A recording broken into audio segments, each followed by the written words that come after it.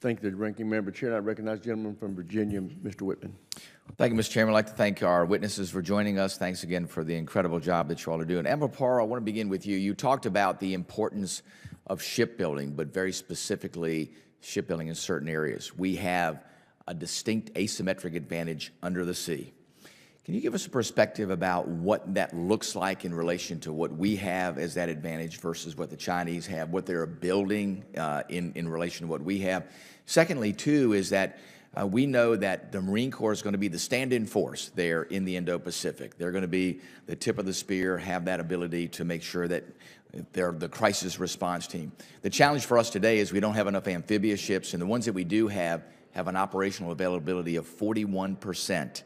So when your call goes out, the challenge is can it be met? Because today we cannot put together an amphibious ready group Marine Corps Expeditionary Unit, better known as an ARC-MU. Can't do it. We can put a single ship out there, but we can't put the complement of ships that we need for an ARC-MU. Can you tell me where are we in relation to the need for getting to that 2.33 submarines a year for AUKUS and ourselves, why that's important, and then what do you see as your alternative in a crisis response if when you call for an ARC-MU, there's not one to be had?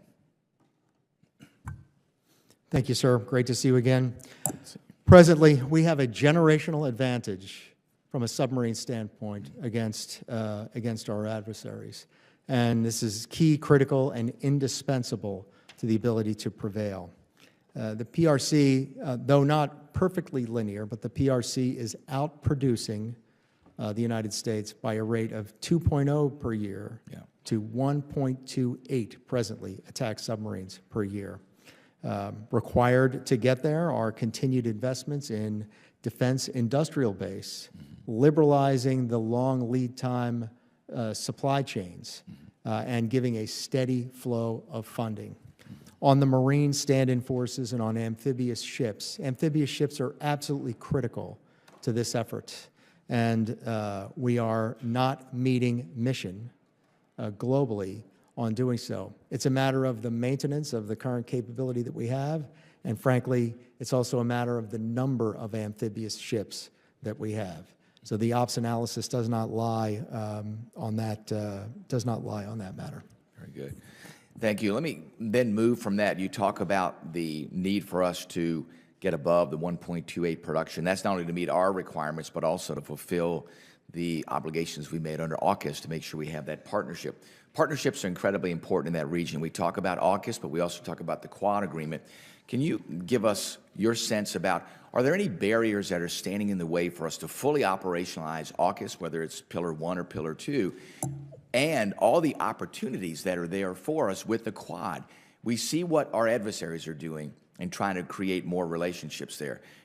We have to do more at the pace of relevance to make sure we have substantive outcomes of these agreements. Can you give us a perspective about where you see things and what we need to do to accelerate that?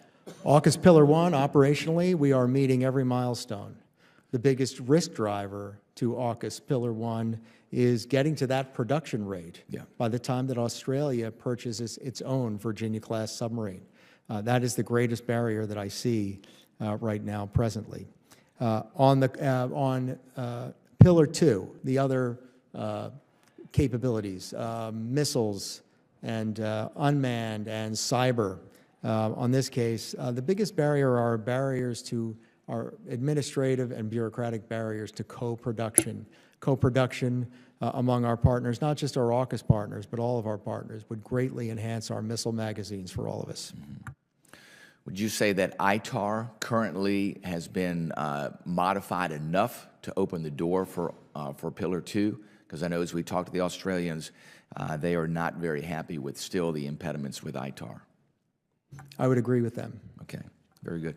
Let me ask, are there other ways that we can get the most out of technological cooperation with our friends, not just there with AUKUS, but also with the Quad, where there's great opportunities with India and more opportunities with Japan? Give us your perspective on that. Yes, that multilateral, India, Japan, the United States, and Australia, that is critical and it's growing. And we've seen some progress also with co-production among us, and we see some progress on exercises. But again, our limits to co-production and speeding up our ability to release key technologies to our partners under conditions of trust and under the scrutiny of trust that leads us to do so with confidence will enhance that.